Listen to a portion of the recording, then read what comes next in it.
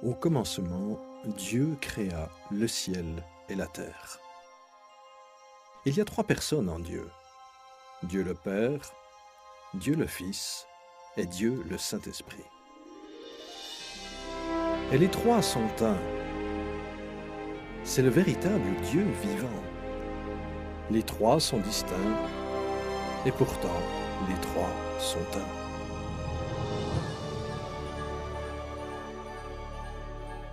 Il y avait dans le ciel un ange magnifique dont le nom était Lucifer. Sa haute fonction consistait à garder le trône de Dieu. Mais un jour, le péché de l'orgueil vint dans son cœur.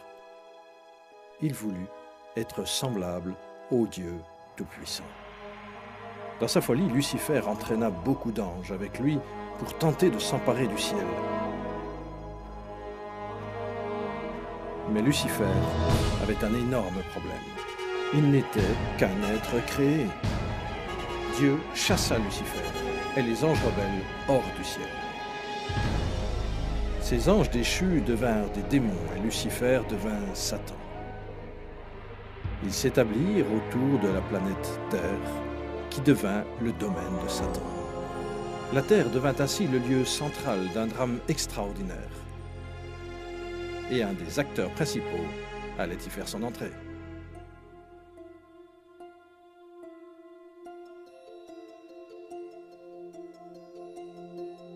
Dieu dit, « Faisons l'homme à notre image, selon notre ressemblance, pour qu'il domine sur toute la terre. » Dieu créa l'homme à son image. Il le créa à l'image de Dieu. Hommes et femmes, il les créa. L'Éternel Dieu forma l'homme de la poussière du sol et il insuffla dans ses narines un souffle vital, et l'homme devint un être vivant. Adam était parfait. Il était créé pour vivre éternellement. Satan était furieux. Son territoire était envahi par une nouvelle créature, appelée homme.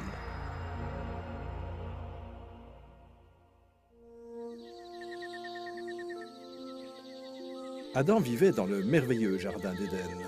Il donna un nom à tous les animaux que Dieu le Fils avait créés.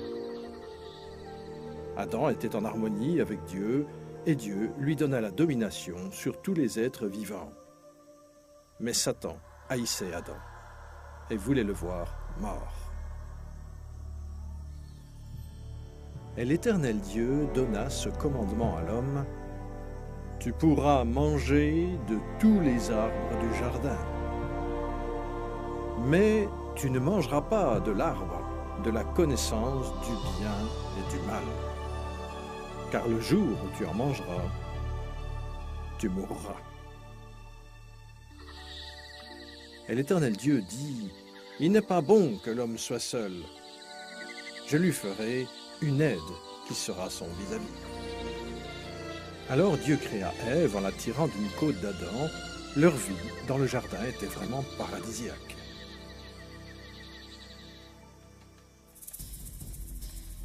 Quand Ève se trouva seule, Satan s'approcha d'elle sous la forme d'un beau serpent.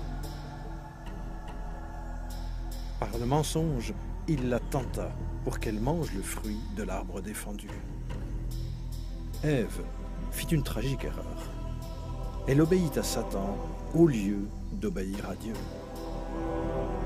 Par un acte de désobéissance délibérée, en mangeant tous deux du fruit interdit, Adam et Ève péchèrent devant Dieu. Ils perdirent ainsi leur innocence. Tous deux moururent spirituellement et le péché, tel un virus, se transmit à tous leurs descendants. En conséquence, aucun d'entre nous n'est sans péché. Dieu a de la haine pour le péché et il ne peut pas l'admettre en sa présence. La malédiction du péché frappa toute l'humanité ainsi que la terre. Le Seigneur maudit le sol qui produit des épines et des chardons à cause du péché. L'Éternel, Dieu, le renvoya du jardin d'Éden pour qu'il cultive le sol d'où il avait été tiré. En conséquence, Satan prit le contrôle du système du monde. L'homme perdit son autorité sur la terre et devint l'esclave du prince des ténèbres et des légions démoniaques. Pourtant, Dieu, dans son amour, promit d'envoyer un sauveur pour annuler les dommages causés par Adam. Adam et Ève eurent beaucoup d'enfants. Caïn et Abel étaient deux de leurs fils. Caïn, l'aîné, pris d'une méchante colère, tua son frère Abel. L'humanité avait déjà entamé sa décadence. Les puissances des ténèbres se répandaient sur la terre et l'humanité devenait de plus en plus violente. Les guerres continuelles, les meurtres, les actes de violence, les viols et la torture étaient de plus en plus courants. En dépit de la bonté du Seigneur, le cœur de l'homme continuait à se rebeller contre Dieu. Ainsi, dépourvus de toute crainte de Dieu, les hommes atteignirent le niveau le plus bas de la dépravation, allant jusqu'à sacrifier leurs enfants à Satan. Il était rare de trouver un homme qui aimait Dieu.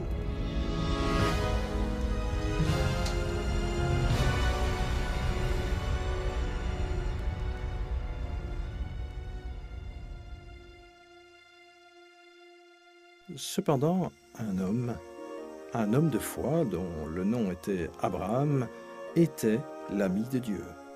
Le Seigneur le bénit en lui donnant un fils, alors que sa femme était déjà âgée de 90 ans. C'était une naissance miraculeuse. C'est de cette lignée que naquit le peuple élu de Dieu, les enfants d'Israël. Le temps passa et les enfants d'Israël devinrent les esclaves des Égyptiens.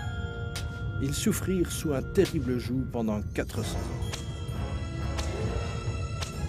Dieu entendit leur appel au secours. Il les aimait et voulait qu'ils le servent. Il leur envoya un libérateur. Son nom était Moïse. Il transmit le message de Dieu à l'homme le plus puissant sur la terre, celui qui régnait sur l'Égypte, le puissant Pharaon. Moïse parla au nom du Seigneur et dit « Laisse partir mon peuple !» Mais Pharaon refusa. Alors Dieu envoya des plaies contre l'Égypte pour contraindre Pharaon à accepter. Dieu changea l'eau en sang. Les poissons moururent et les rivières devinrent nauséabondes. Les Égyptiens furent pris de panique. Il n'y avait plus d'eau potable dans tout le pays. Cependant, Pharaon ne céda pas. D'autres plaies suivirent. Le pays fut recouvert de grenouilles, le bétail mourut, et la poussière fut changée en moustiques. Les Égyptiens étaient terrifiés, mais le cœur de Pharaon s'endurcit encore. Le Seigneur envoya une autre plaie. Les hommes et les bêtes furent frappés d'ulcères. Puis encore une autre. La grêle mêlée de feu tomba sur le pays et il détruisit toutes les récoltes. L'Égypte était ruinée. La dernière plaie frappa et tua tous les fils premiers-nés dans tout le pays d'Égypte. Moïse avait averti les enfants d'Israël. Ils devaient mettre le sang d'un agneau sur les poteaux et le linteau des portes de leur habitation comme une protection contre la dernière plaie. Le Seigneur jugea l'Égypte. Au milieu de la nuit, il traversa tout le pays et le destructeur tua tous les fils premiers-nés. Mais lorsque le Seigneur voyait le sang sur la porte, il ne permettait pas au fléau destructeur d'entrer dans la maison. Il passa au-dessus d'eux. Cette nuit-là, il y eut des morts dans chaque maison égyptienne. La nation entière fut prise d'hystérie. Le fils du Pharaon lui-même était mort. Avant la levée du jour, Pharaon ordonna à Moïse de partir avec les enfants d'Israël pour servir le Seigneur. Ils partirent ainsi sous la puissante main de Dieu.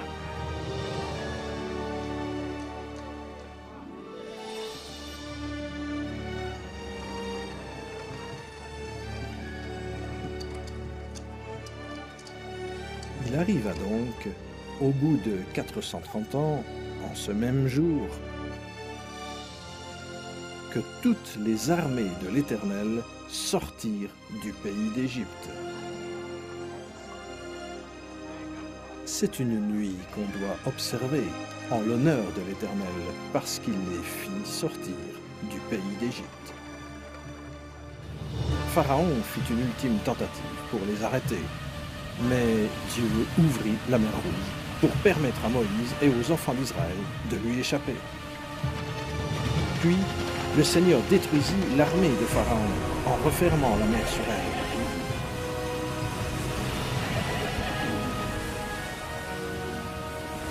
Le Seigneur accomplit des miracles étonnants devant le peuple pour lui montrer sa grande puissance.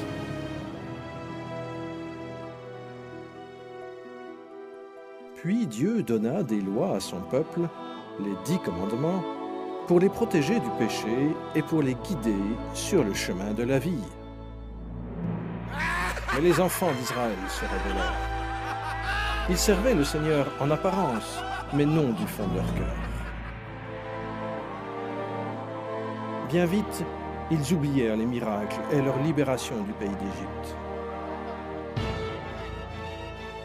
Alors, Dieu suscita des rois pour les gouverner. Mais les rois eux-mêmes firent le mal aux yeux de Dieu. Ils rendirent un culte à leurs idoles qui furent pour eux un piège. Ils sacrifièrent leurs fils et leurs filles aux démons.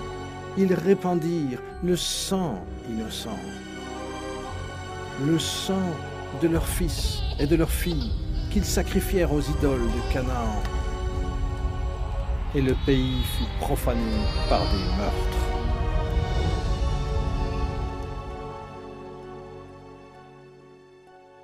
Alors, Dieu envoya ses prophètes pour avertir le peuple, pour qu'il se repente de ses péchés et qu'il serve Dieu.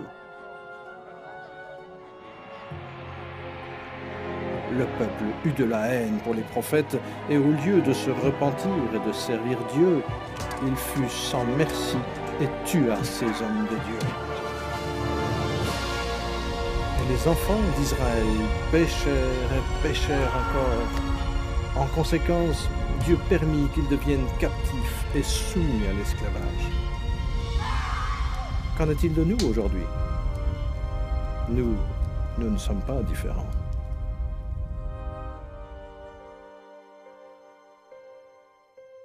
Le monde est plein de menteurs, de voleurs, de meurtriers et d'adultères. Nous aimons la vengeance. Nous sommes tous sous la malédiction du péché. La Bible déclare « Car il n'y a pas de distinction, tous ont péché et sont privés de la gloire de Dieu. »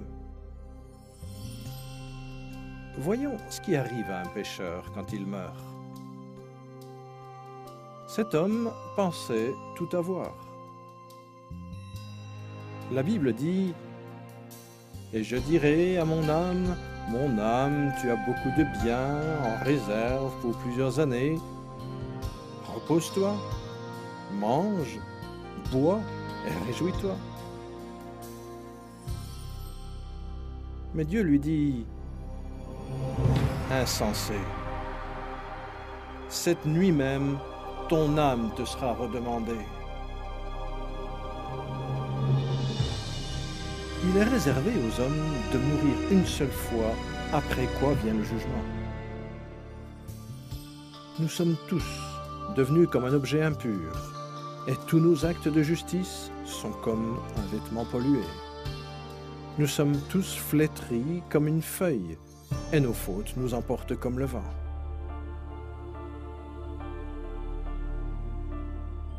Il est terrible de tomber dans les mains d'un Dieu en colère.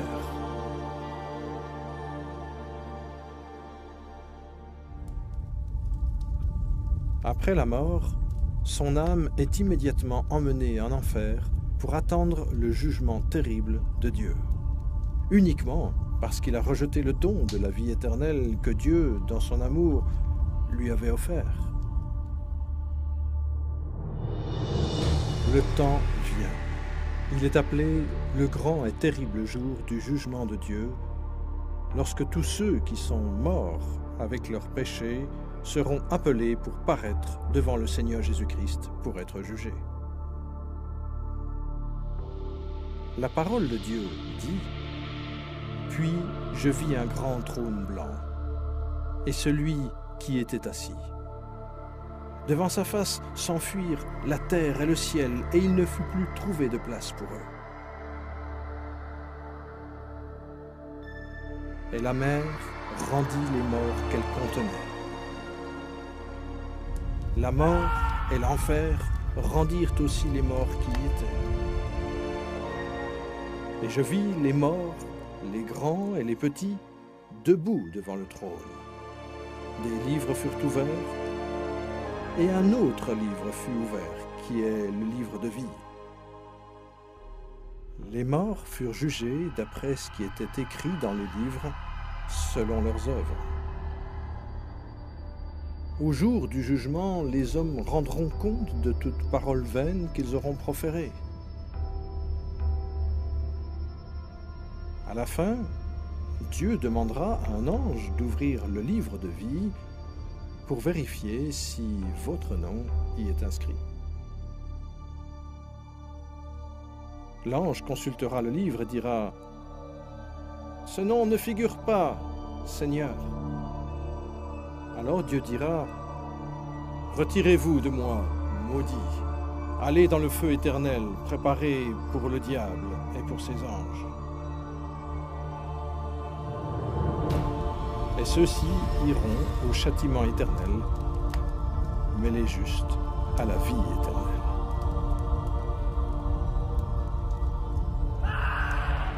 Quiconque ne fut pas trouvé inscrit dans le livre de vie fut jeté dans les temps de feu.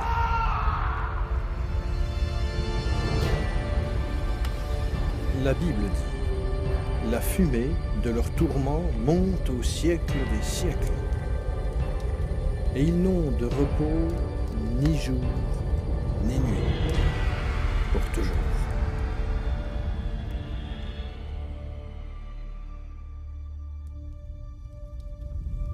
Cependant, Dieu, dans son amour infini, a donné un moyen pour que vous échappiez à cet endroit terrible. Il ne veut pas qu'aucun périsse, mais il veut que tous arrivent à la repentance. Dieu vous aime, et il veut que vous soyez au ciel avec lui. C'est pour cela qu'il vous a donné un moyen d'aller au ciel et non en enfer. Ce moyen réside en celui qui était promis, le libérateur.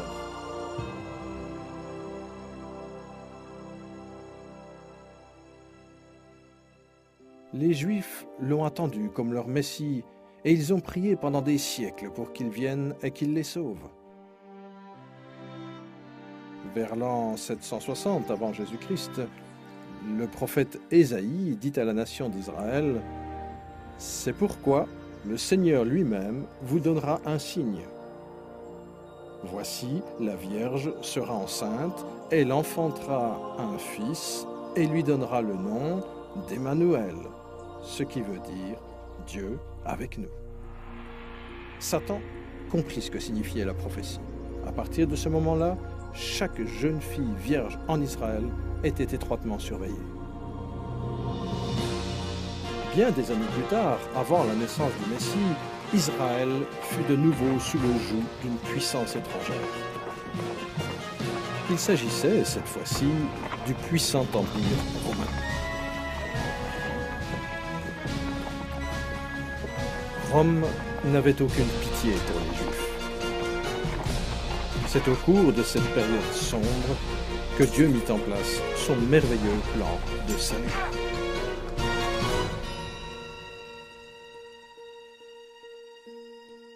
Lorsque Gabriel, un des anges les plus puissants au ciel, entra dans l'atmosphère terrestre, les puissances des ténèbres furent dans une grande agitation, car ils surent instantanément que le plan prévu par Dieu était déclenché.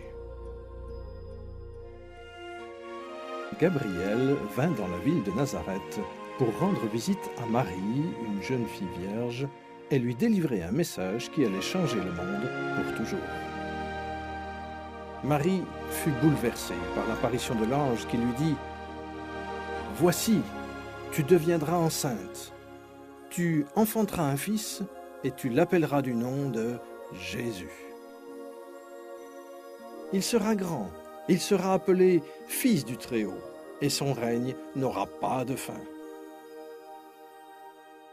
Marie lui répondit « Comment cela se produira-t-il, puisque je ne connais pas d'homme ? Le Saint-Esprit viendra sur toi, et la puissance du Très-Haut te couvrira de son ombre. C'est pourquoi le Saint-Enfant qui naîtra sera appelé Fils de Dieu. » Marie crut Gabriel et lui dit « Qu'il me soit fait selon ta parole. »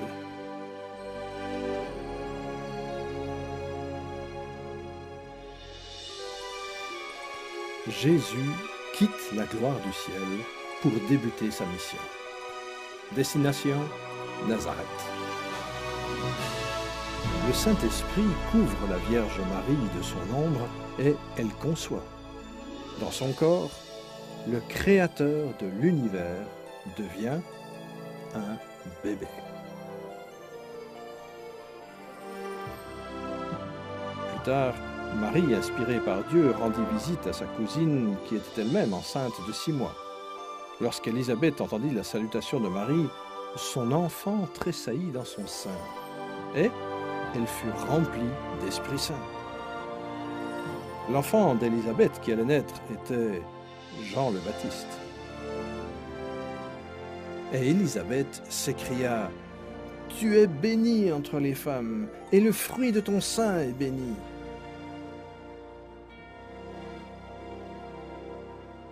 Marie est fiancée à Joseph, mais voilà qu'elle attend un bébé. Et la loi juive exige qu'elle soit punie de mort parce qu'elle est enceinte avant son mariage.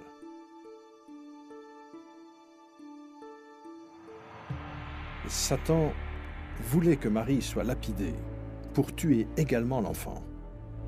Mais Joseph aimait Marie et ne voulut pas la déshonorer publiquement. Il avait peur pour sa sécurité et il prévoyait d'annuler secrètement le mariage. L'ange du Seigneur apparut à Joseph pendant un rêve et il lui dit « Ne crains pas de prendre avec toi Marie, ta femme, car l'enfant qu'elle a conçu vient du Saint-Esprit. Elle enfantera un fils et tu lui donneras le nom de Jésus, car c'est lui qui sauvera son peuple de ses péchés. » Joseph et Marie se marièrent dans la ville de Nazareth. Satan poussa César Auguste, empereur de Rome, à faire un recensement du monde en vue de l'impôt. Satan avait un but maléfique. Mais à son insu, il aida à l'accomplissement d'une prophétie biblique. Joseph et Marie furent obligés de se rendre à Bethléem, où la Bible annonçait la naissance de Jésus. Bethléem était aussi le lieu de naissance de Joseph, et donc l'endroit où il devait s'inscrire pour les taxes. Marie était sur le point d'accoucher. Satan espérait un accident pendant ce long voyage. Mais Dieu veillait sur la situation.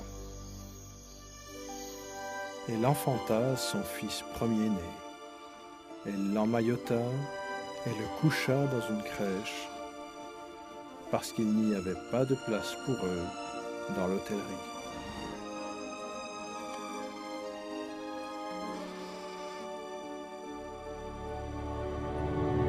Cette nuit-là, des bergers gardaient leurs troupeaux non loin de là. L'ange du Seigneur leur apparut et leur dit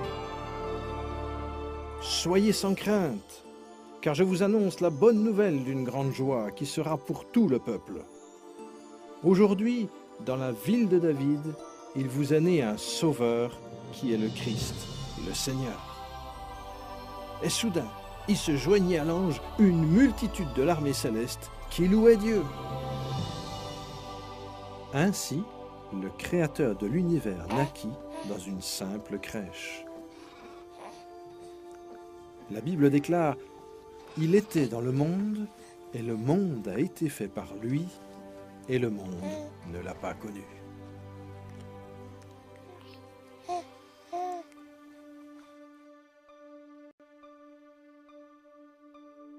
Voici comment la Bible décrit Jésus. Au commencement était la parole, et la parole était avec Dieu, et la parole était Dieu. Elle était au commencement avec Dieu. Tout a été fait par elle, et rien de ce qui a été fait n'a été fait sans elle.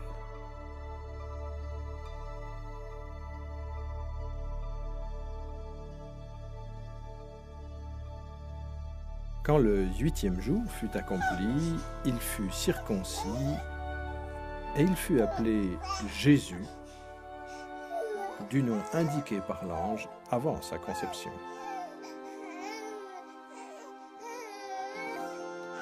En accord avec la loi juive, Marie offrit 2 tourterelles en sacrifice pour le péché. Même si elle avait été choisie par Dieu et jugée digne d'un grand honneur, Marie savait qu'elle était pécheresse, et elle comprit que son fils Jésus était aussi son sauveur.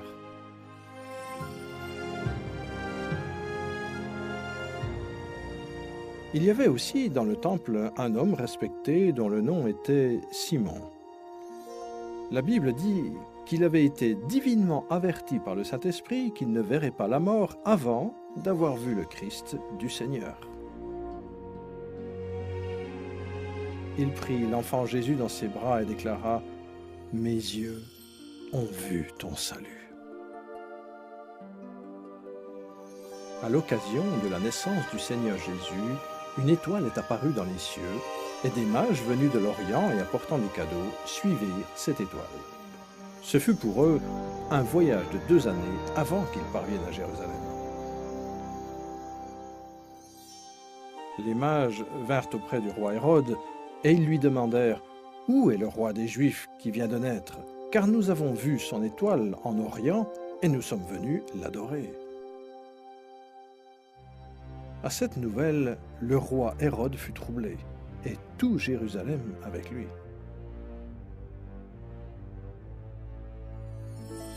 Il assembla tous les principaux sacrificateurs et les scribes du peuple pour leur demander où devait naître le Christ. Et ils lui dirent « À Bethléem, en Judée. » Après avoir entendu le roi, ils partirent. Et voici, l'étoile qu'ils avaient vue en Orient les précédait.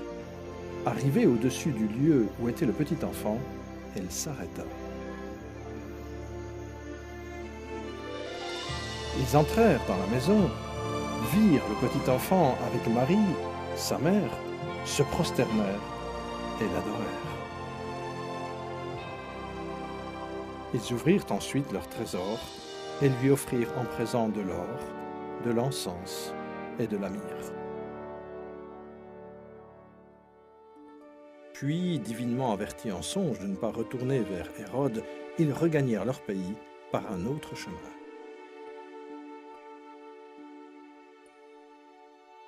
Après leur départ, un ange du Seigneur apparut en songe à Joseph. Et lui dit « Lève-toi, prends le petit enfant et sa mère, fuis en Égypte, et reste-y jusqu'à ce que je te parle.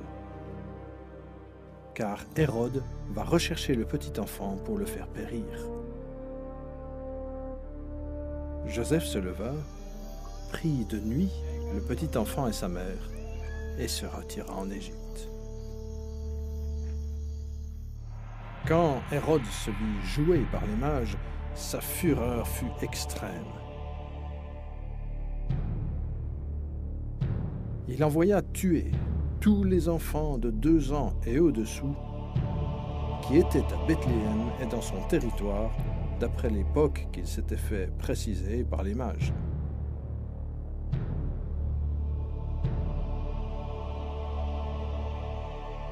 Alors s'accomplit ce qui avait été annoncé par le prophète Jérémie. Une voix s'est fait entendre à Rama, des pleurs et beaucoup de lamentations. C'est Rachel qui pleure ses enfants et n'a pas voulu être consolée parce qu'ils ne sont plus. Ce fut un terrible massacre d'innocents, mais Dieu prit au ciel avec lui l'âme de ces tout-petits.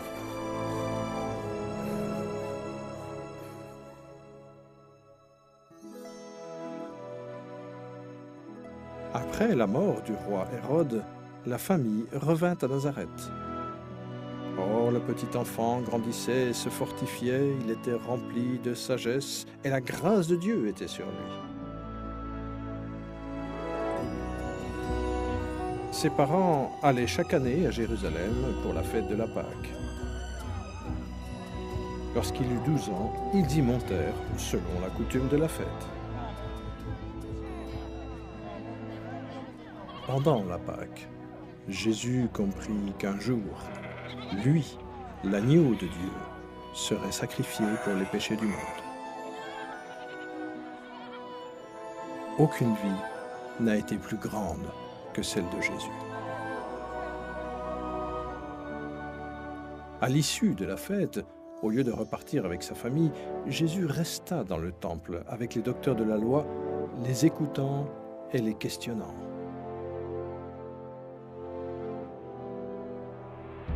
Satan surveillait son ennemi et écoutait ses paroles. Les docteurs de la loi étaient surpris de sa compréhension et de ses réponses. Comment le jeune Jésus pouvait-il en connaître autant sur la loi? C'est pourtant simple.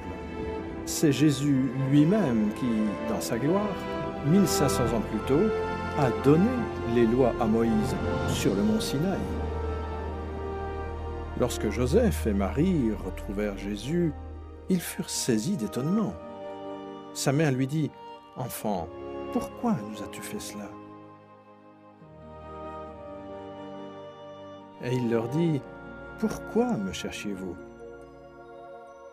Ne saviez-vous pas qu'il faut que je m'occupe des affaires de mon Père ?» Et Jésus croissait en sagesse, en stature et en grâce devant Dieu et devant les hommes. 18 ans plus tard, on demanda à Jean le Baptiste s'il était un prophète.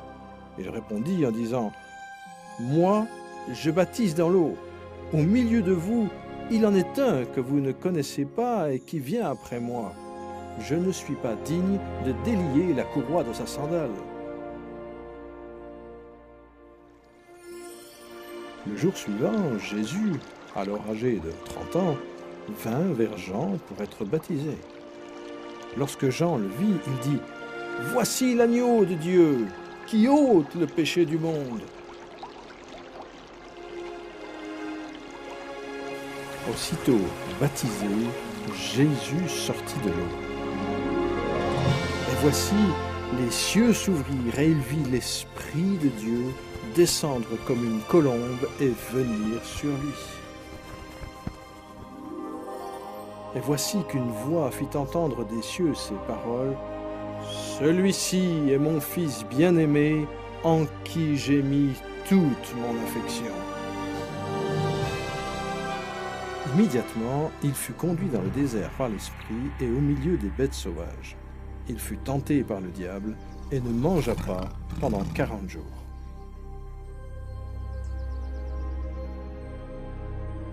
Malgré tous ces efforts pour que Jésus pêche, Satan échoua.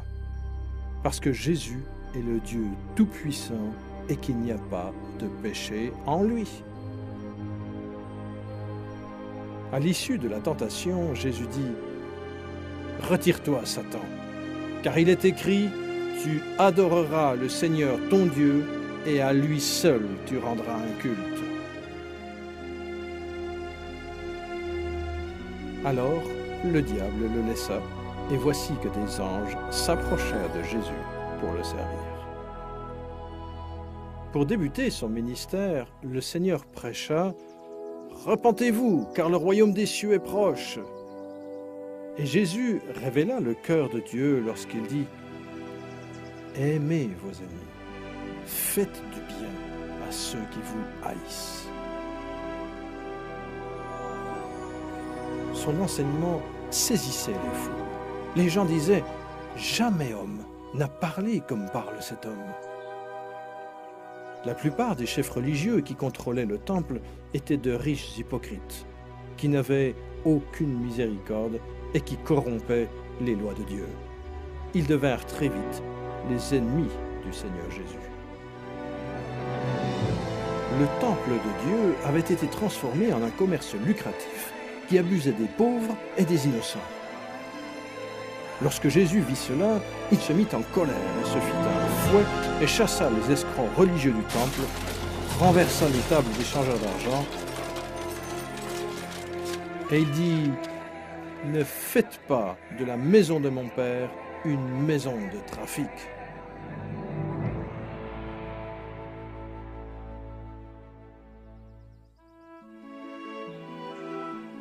Jésus accomplissait des miracles extraordinaires. La Bible raconte un lépreux survint qui se prosterna devant lui en disant « Seigneur, si tu le veux, tu peux me rendre pur. » Jésus étendit la main, le toucha et dit « Je le veux, sois purifié. » Et aussitôt, il fut purifié de sa lèpre. Le Seigneur eut aussi compassion de la multitude affamée qui le suivait, et par sa puissance miraculeuse, il nourrit 5000 hommes et leurs familles avec uniquement 5 pains et 2 poissons. Jésus vit une grande foule, en eut compassion et guérit les infirmes qui s'y trouvaient.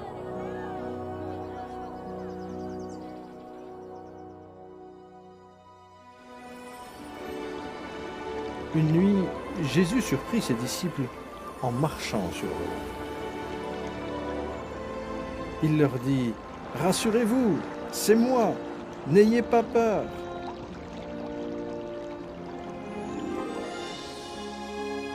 Toute la création obéissait au Fils de Dieu. Jésus a déclaré « Moi, je suis la résurrection et la vie. Celui qui croit en moi vivra quand même il serait mort. » Jésus démontra sa puissance devant la tombe de Lazare qui était mort depuis 4 jours. Cria d'une voix forte « Lazare, sors !» Et le mort sortit, les pieds et les mains liés de bandelettes.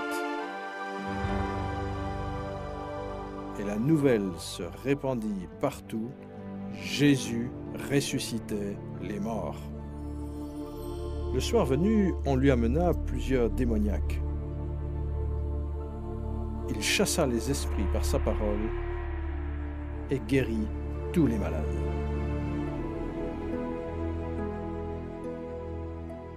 Le peuple admirait Jésus, mais les chefs religieux s'opposaient à lui. Ils prétendirent que sa puissance venait de Satan. Mais Jésus leur dit « Vous avez pour père le diable, et vous voulez accomplir les désirs de votre père. Il a été meurtrier dès le commencement, et il ne s'est pas tenu dans la vérité, parce que la vérité n'est pas en lui. Lorsqu'il profère le mensonge, ses paroles viennent de lui-même, car il est menteur et le père du mensonge. Et moi, parce que je dis la vérité, vous ne me croyez pas? Satan était à l'origine de tout cela. Mais il faut bien comprendre que pour qu'il puisse agir contre quelqu'un, Satan doit d'abord obtenir la permission de Dieu le Père dans les cieux. Alors, pour que les prophéties bibliques s'accomplissent, Dieu permit à Satan d'attaquer Jésus. Peu après, les ennemis religieux de Jésus tentèrent de lui tendre un piège en lui demandant « Est-il permis ou non de payer le tribut à César ?» Mais Jésus, qui connaissait leur malice, répondit « Pourquoi me mettez-vous à l'épreuve, hypocrite? Montrez-moi la monnaie avec laquelle on paie le tribut. » Ils lui présentèrent un denier. Il leur demanda « De qui sont cette effigie et cette inscription ?»« De César, lui répondirent-ils. » Alors il leur dit « Rendez donc à César ce qui est à César, et à Dieu ce qui est à Dieu. » Étonnés de ce qu'ils entendaient, ils le quittèrent et s'en allèrent. Jésus dévoila la nature des pharisiens en disant « Malheur à vous, scribes et pharisiens hypocrites, parce que vous ressemblez à des sépulcres blanchis qui paraissent beaux au dehors et qui au-dedans sont pleins d'ossements de mort et de toute espèce d'impureté. Serpents, race de vipères, comment fuirez-vous la condamnation de la géhenne?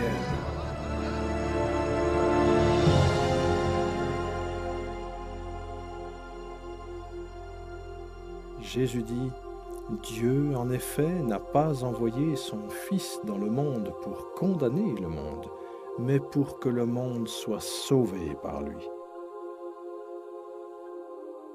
Celui qui croit en lui n'est pas condamné, mais celui qui ne croit pas est déjà condamné, parce qu'il n'a pas cru au nom du Fils unique de Dieu.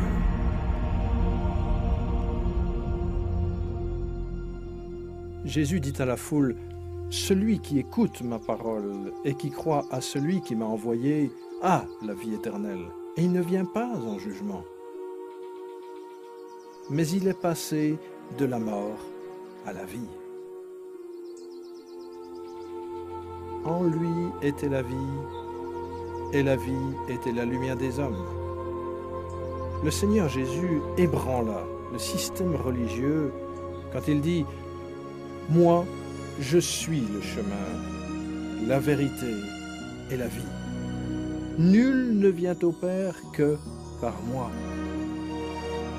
De cette manière, il déclare au monde entier qu'il est le seul chemin qui conduit au ciel. Ces paroles mirent le monde religieux sens dessus dessous. À cette époque, les religieux eurent de la haine pour Jésus à cause de ces paroles. Et encore aujourd'hui, ces paroles font naître de la haine chez beaucoup d'entre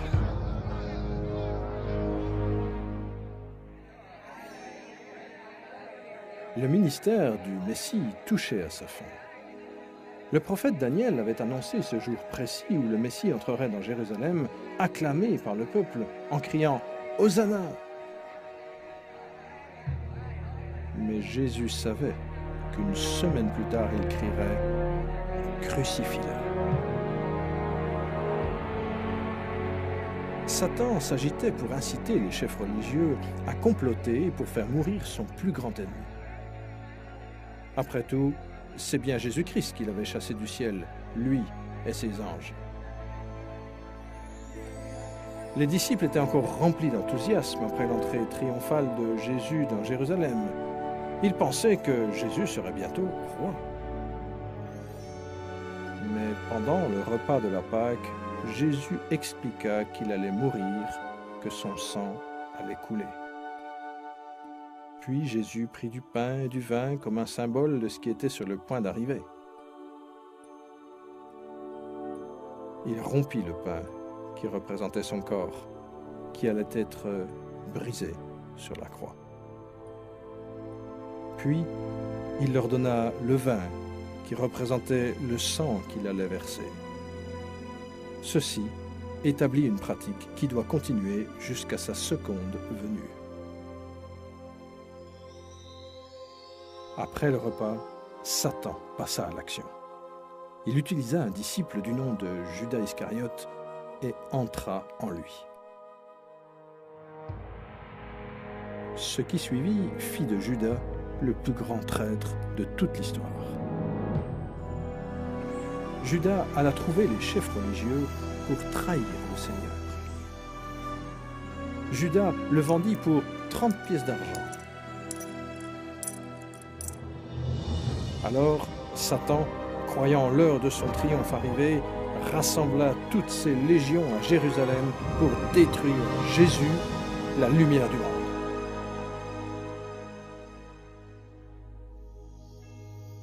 Cette nuit-là, Jésus emmena ses disciples dans le jardin de Gethsémanée, puis il se mit à l'écart pour prier.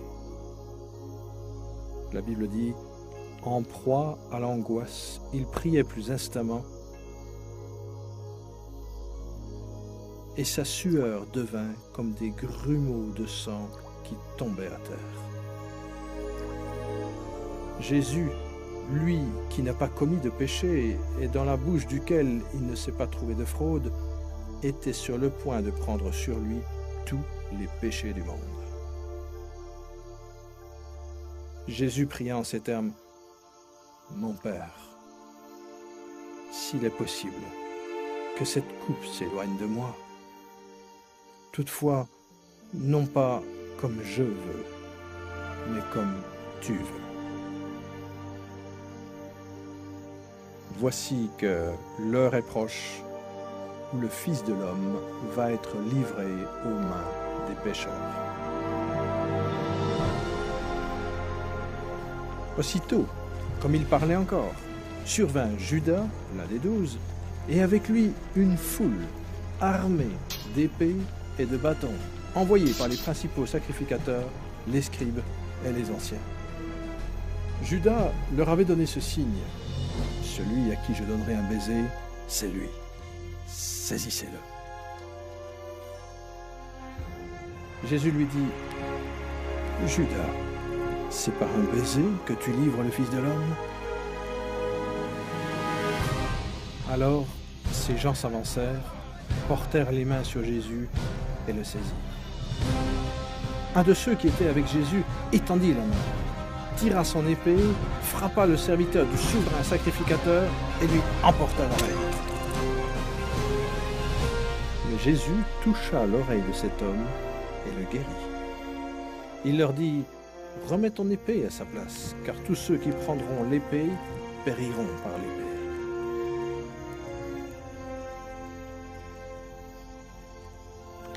Jésus leur rappela qu'il aurait pu prier son Père dans le ciel et qu'il lui aurait envoyé plus de 12 légions d'anges pour le secourir. Cela représente plus de 72 000 anges. Mais Jésus ne voulait pas que les anges le défendent, car il devait être crucifié pour accomplir les Écritures. Lorsqu'il fut arrêté, Satan était au comble de la joie. Son ennemi était sans défense, et le temps de la vengeance était arrivé.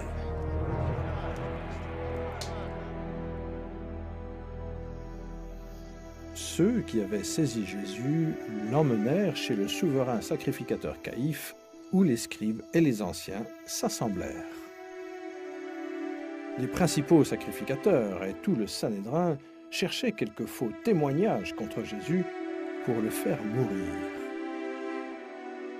Ils posèrent cette question à Jésus. « Es-tu le Christ, le Fils du béni ?» Jésus répondit, « Je le suis. » Alors le souverain sacrificateur déchira ses vêtements et dit, « Il a blasphémé! Qu'avons-nous encore besoin de témoins? Vous venez d'entendre son blasphème. Qu'en pensez-vous »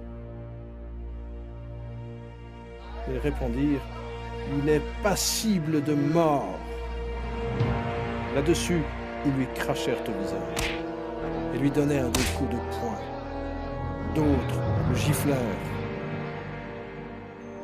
après l'avoir lié, ils l'emmenèrent et le livrèrent à Pilate, le gouverneur.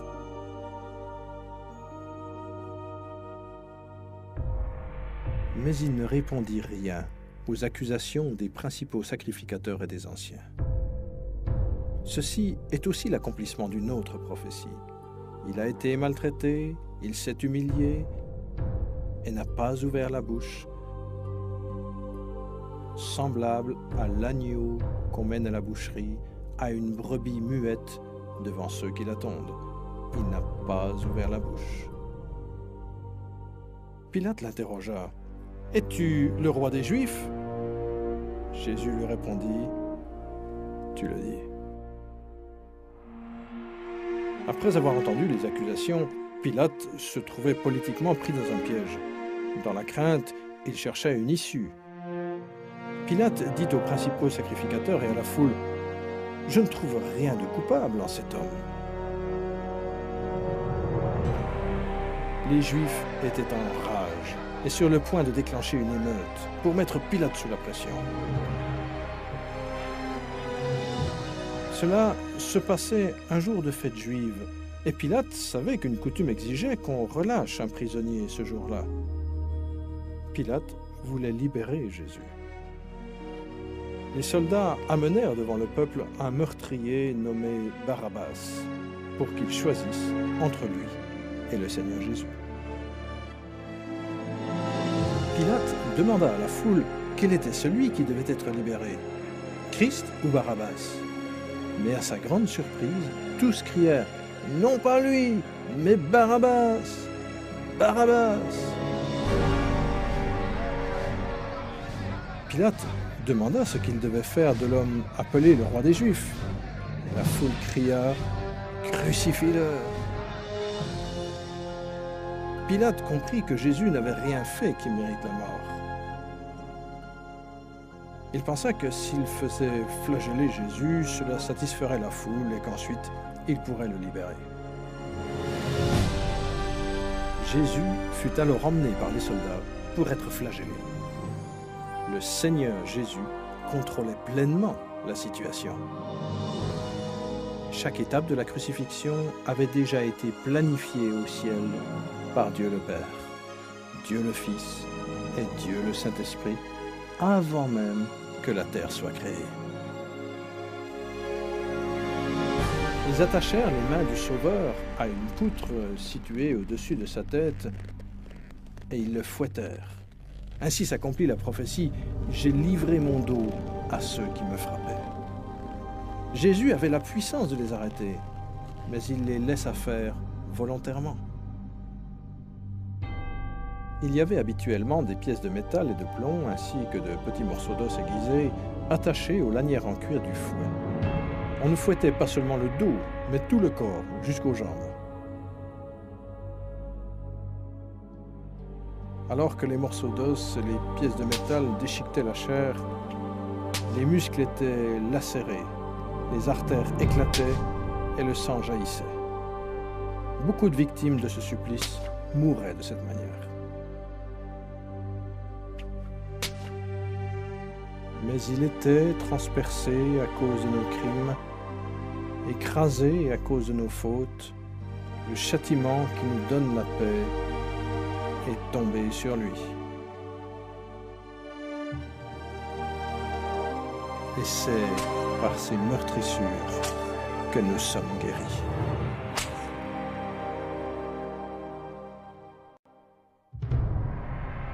Vous souvenez-vous que les épines étaient une des conséquences de la malédiction de la terre à cause du péché? Les soldats firent une couronne d'épines toxiques et la plantèrent sur sa tête, lui causant ainsi des douleurs terribles, tuméfiant la chair et provoquant des saignements. Jésus était devenu pour nous un sacrifice pour le péché. La couronne d'épines symbolisait l'horreur du péché. Ils le dépouillèrent de ses vêtements et le revêtirent d'une robe pourpre. Ils lui mirent un roseau dans la main droite, puis ils s'agenouillèrent devant lui en se moquant de lui et en disant « Salut, roi des Juifs !» Chaque soldat présent frappa Jésus au visage à coups de poing sans aucune pitié. Et ils le frappèrent sur la tête avec un roseau. Ils crachèrent sur lui l'agneau de Dieu, comme l'avait annoncé l'Écriture. Je n'ai pas dérobé mon visage aux outrages et aux crachats. Méprisé et abandonné des hommes, homme de douleur et habitué à la souffrance, Jésus fut renvoyé vers le gouverneur Ponce Pilate, qui se vantait d'être le seul à avoir le pouvoir de le crucifier ou de le libérer. Jésus répondit, « Tu n'aurais sur moi aucun pouvoir s'il ne t'avait été donné d'en haut. »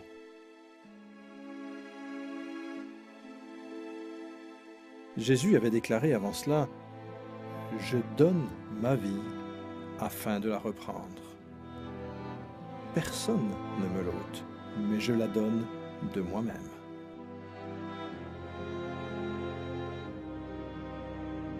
À partir de ce moment-là, Pilate chercha à le relâcher. Mais les Juifs crièrent, « Si tu le relâches, tu n'es pas ami de César. Quiconque se fait roi se déclare contre César. » Satan avait excité les émotions de la foule dans une haine absolue à l'égard de Jésus. Satan pensait être le maître de la situation, mais il n'en était rien. Inconsciemment, Satan était une marionnette dans les mains de Dieu. Il ignorait complètement que toutes ses actions accomplissaient la prophétie biblique. Une dernière fois, Pilate dit, « Voici votre roi. » Mais les principaux sacrificateurs répondirent, « Nous n'avons de roi que César. » La foule continuait à crier, « Crucifie-le, crucifie-le » Lorsque Pilate comprit que la situation lui échappait, il prit de l'eau et se lava les mains devant la foule en disant, « Je suis innocent du sang de ce juste. » Et tout le peuple répondit, « Que son sang retombe sur nous et sur nos enfants. » Et il en fut ainsi, car ils ont souffert depuis lors.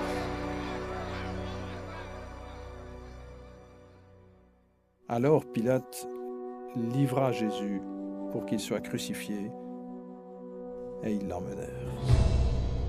Sa chair était déjà affreusement meurtrie, mais ils lui firent quand même porter une croix pesant plus de 50 kilos sur une distance de près de 700 mètres jusqu'au lieu de l'exécution, Golgotha. Le bois brut s'enfonçait dans son dos déjà lacéré. De plus, il était déshydraté. Le fait qu'il soit encore vivant tenait du miracle. Une autre prophétie s'accomplit.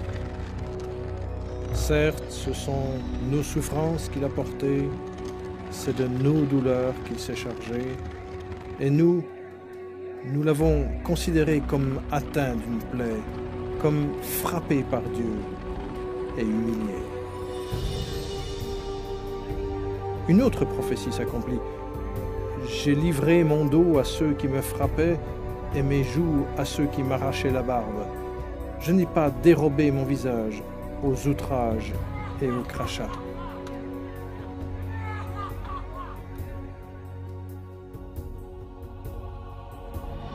Par amour, Dieu a quitté le ciel pour prendre sur lui les insultes, les mensonges et la haine de sa création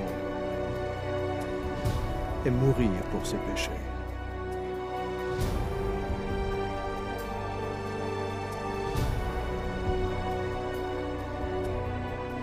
Les anges regardaient, horrifiés. À ce moment-là, son visage n'était plus qu'une masse de chair déchirée. Les épines avaient entraîné des hémorragies importantes et une infection douloureuse. Il était défiguré et n'avait plus apparence humaine.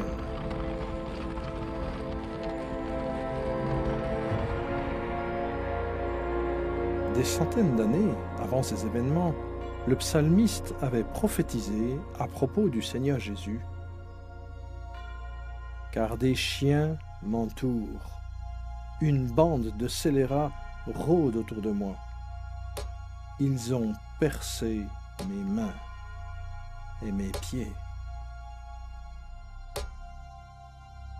Jésus lui-même avait dit « Et moi, quand j'aurai été élevé de la terre, j'attirerai tous les hommes à moi. »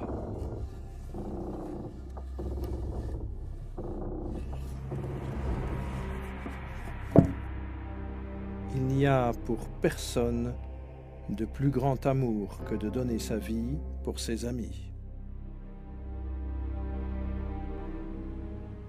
Ils crucifièrent avec lui 2 brigands, l'un à sa droite, l'autre à sa gauche. Ainsi fut accompli ce que dit l'Écriture, il a été mis au nombre des malfaiteurs. Les soldats jouèrent ses vêtements au sort. Jésus fut encore plus humilié en étant exposé, nu, devant le monde entier.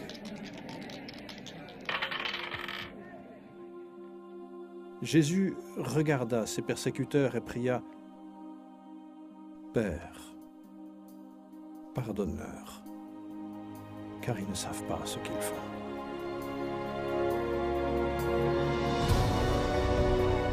Les passants criaient « Sauve-toi toi-même et descends de ta croix !»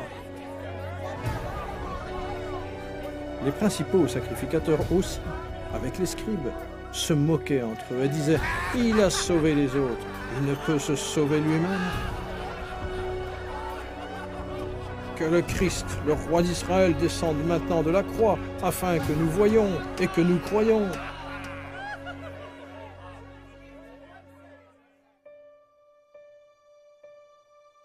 L'atrocité de la crucifixion a été décrite d'un point de vue médical par un médecin qualifié de la manière suivante. C'était la mort la plus douloureuse qu'un être humain puisse connaître. Le condamné doit soutenir son corps pour respirer. La douleur terrible provoquée par les clous touche le nerf médian au niveau des poignets, remonte ensuite dans les bras, puis au cerveau et dans toute la colonne vertébrale. Le clou touchant les nerfs entre les os des pieds secoue le corps et le contracte. Puis, les muscles des jambes convulsent et entraînent le corps vers le bas et tapent contre la croix. L'air est inspiré mais ne peut être expiré jusqu'à ce que la formation de dioxyde de carbone dans les poumons et dans le sang stimule la respiration pour soulager les crampes. Épuisement, choc, déshydratation et paralysie détruisent la victime.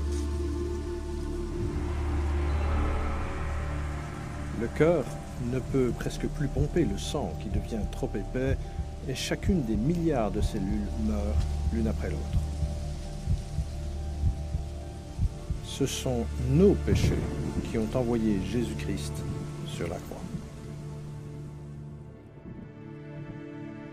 De même que tu as été pour beaucoup un sujet d'effroi, de même son aspect n'était plus celui de l'homme, son apparence n'était plus celle des fils d'Adam. Ce fut le tournant de toute l'histoire. Jamais il n'y eut un autre jour semblable à celui-ci. Car Dieu a tant aimé le monde qu'il a donné son Fils unique, afin que quiconque croit en lui ne périsse pas, mais qu'il ait la vie éternelle. Le sang versé par Jésus sur la croix en ce jour terrible n'était pas humain. C'était le sang de Dieu, la seule chose qui pouvait effacer nos péchés.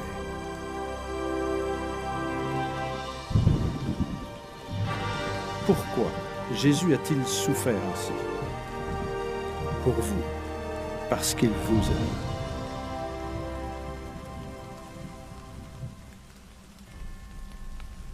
le ciel devint sombre. Dieu le Père ne pouvait accepter de voir le péché. Jésus prit sur lui le péché de toute l'humanité, chaque œuvre mauvaise, chaque pensée mauvaise, et il paya un prix terrible sur cette croix infâme. Et Jésus s'écria, « Mon Dieu, pourquoi m'as-tu abandonné ?» Voici l'agneau de Dieu qui ôte le péché du monde. Juste avant de mourir, le Seigneur cria, « Tout est accompli !» Tout ce qui était indispensable pour nous sauver était accompli. Jésus s'écria d'une voix forte, « Père, je remets mon esprit entre tes mains. » Et en disant ces paroles, il expira. Ce sacrifice sur la croix ne sera jamais répété. Pour s'assurer de sa mort, un soldat transperça le côté du Seigneur avec sa lance, et du sang et de l'eau en sortirent. Le centurion, qui se tenait en face de Jésus, voyant qu'il avait expiré de la sorte, dit « Cet homme était vraiment le Fils de Dieu. »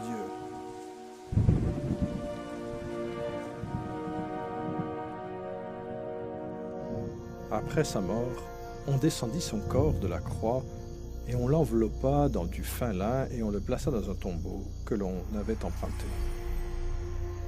Jérusalem fut saisie d'une grande incertitude. Le Seigneur Jésus était mort. Judas alla se pendre et les disciples se cachaient par crainte pour leur vie. Il semblait n'y avoir plus d'espoir. Les disciples, assaillis par le doute, oublièrent que Jésus avait déclaré qu'il ressusciterait. C'est ce qui arriva, l'événement le plus important de tous les temps. Après 3 jours dans le tombeau, la gloire de Dieu se manifesta et celui qui avait été crucifié ressuscita des morts, offrant au monde l'espérance de la vie éternelle.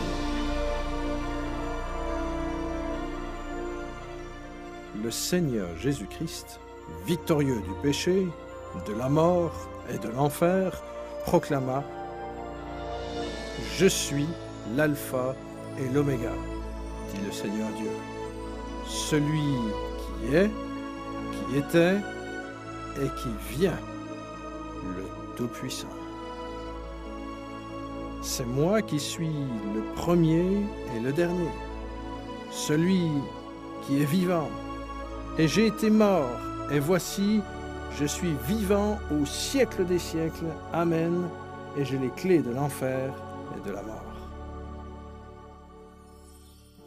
À l'aube du premier jour de la semaine, les femmes vinrent au tombeau et apportèrent des aromates pour oindre le corps de Jésus. Elles furent accueillies par un ange qui leur dit « N'ayez pas peur, car je sais que vous cherchez Jésus, le crucifié. Il n'est pas ici. En effet, il est ressuscité comme il l'avait dit. Allez promptement dire à ses disciples qu'il est ressuscité des morts. » Le royaume de Satan était dévasté. Satan était vaincu. Christ ressuscité signifiait que les jours de Satan étaient comptés. Satan avait sous-estimé le pouvoir du Dieu Tout-Puissant. S'il avait su, il n'aurait jamais crucifié le Seigneur. Il y eut plus de 500 témoins de la résurrection de Jésus. Ses disciples étaient remplis de joie. Le Seigneur leur donna cet ordre précis: « Allez dans le monde entier et prêchez la bonne nouvelle à toute la création. »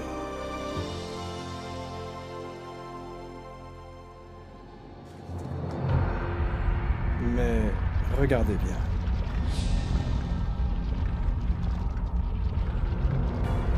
Des milliards et des milliards de personnes meurent dans leurs péchés.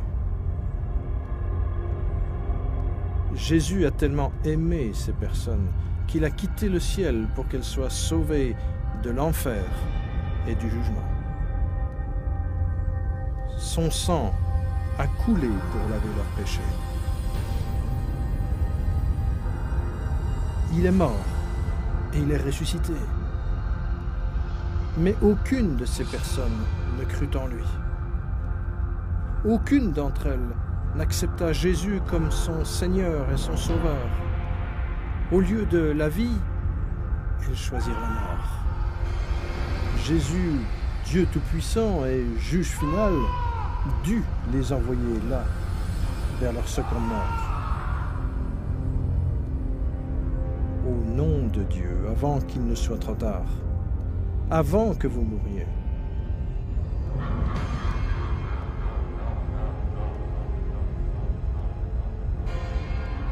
croyez en Jésus. Acceptez-le comme Seigneur et Sauveur avant de finir dans cet endroit horrible.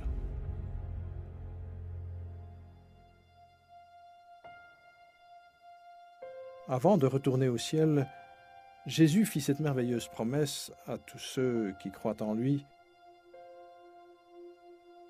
que votre cœur ne se trouble pas. Croyez en Dieu, croyez aussi en moi. Il y a beaucoup de demeures dans la maison de mon Père. Sinon, je vous l'aurais dit, car je vais vous préparer une place. Donc, si je m'en vais et vous prépare une place, je reviendrai et je vous prendrai avec moi afin que, là où je suis, vous y soyez aussi.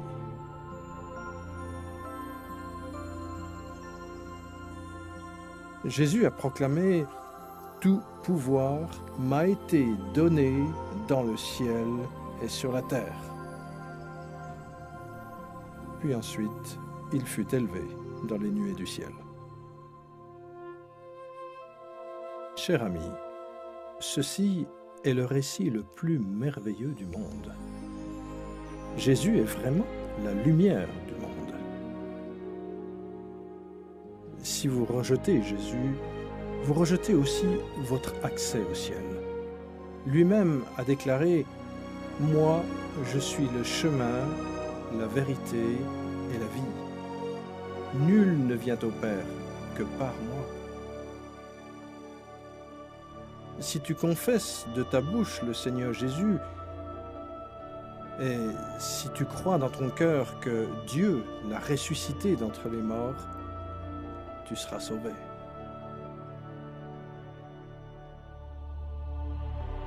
Même si Satan est un ennemi vaincu, Dieu le laisse diriger ce système du monde qui est totalement corrompu. Le but de Satan est d'aveugler le cœur et l'esprit des gens à l'Évangile. Des millions sont ainsi trompés. La religion est une des stratégies que le diable utilise pour détruire les âmes. Mais Jésus est venu pour sauver votre âme. Satan pousse des multitudes de personnes à suivre les enseignements de Bouddha. Mais Bouddha est mort. Il n'a aucune puissance pour sauver, car il n'était qu'un homme. Des anciennes religions païennes suivaient le culte d'Astarté, connu sous le nom de Reine du Ciel. Aujourd'hui, des millions de catholiques romains adorent sans le savoir cette même déesse sous le nom de Vierge Marie. Dieu lui-même a donné ce commandement dans sa sainte parole « Maudit soit l'homme qui fait une statue ou une image en métal fondu. Tu ne te prosterneras pas devant elle et tu ne leur rendras pas de culte. C'est une abomination aux yeux de Dieu. »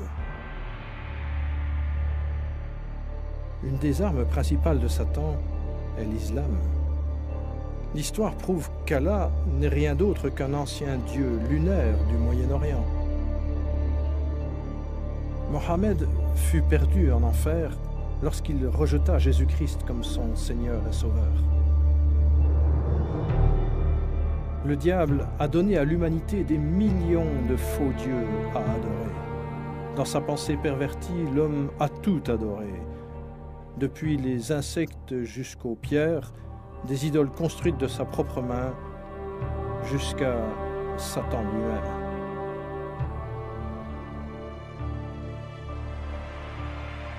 Pour suivre Jésus, vous devez rejeter tous ces faux dieux et suivre uniquement Jésus. Le lac de feu est l'endroit où finissent ceux qui rejettent le Seigneur Jésus-Christ comme sauveur personnel. Il est trop tard pour eux, mais qu'en est-il de vous? Quand vous recevez Jésus, vous commencez une nouvelle vie merveilleuse. Dieu vous bénit et vous donne une nouvelle vie et un cœur tout neuf. Tous vos problèmes ne disparaissent pas, mais Jésus porte vos fardeaux. Déchargez-vous sur lui de tous vos soucis, car il prend soin de vous. Mais le meilleur est à venir. Quand vous vous tiendrez devant votre Sauveur à votre mort, il vous dira « Bien, bon et fidèle serviteur, entre dans la joie de ton Maître. » Dieu vous aime et vous a conduit jusqu'ici pour que vous soyez sauvés de l'enfer.